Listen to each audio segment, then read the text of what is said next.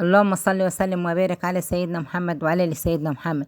في يوم من الأيام واحد قال لأبوه: أنا شفت واحدة عجبني جمالها وسحر عيونها.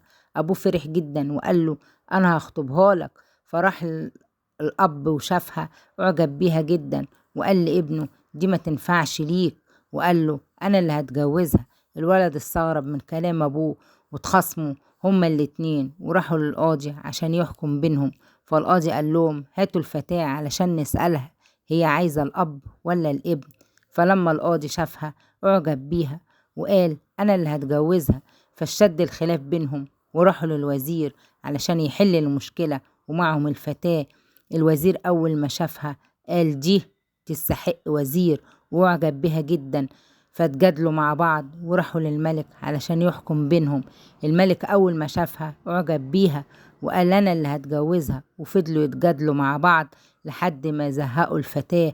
قالت لهم: أنا عندي الحل، أنا هجري وانتم تجروا ورايا، واللي هيمسكني الأول هيكون من نصيبي.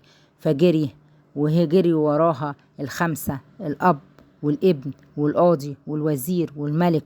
وفجأة كلهم سقطوا في حفرة عميقة. الفتاة بصت عليهم من فوق وقالت لهم: أنا الدنيا، الكل بيجري ورايا وبتتسابقوا عليا لحد ما بينزلوا القبر. اللهم ارزقنا حسن الخاتمة، اللهم لا ترزقنا فتنة الدنيا. ما تنسوش لايك وشير لو بتحبوا الخير.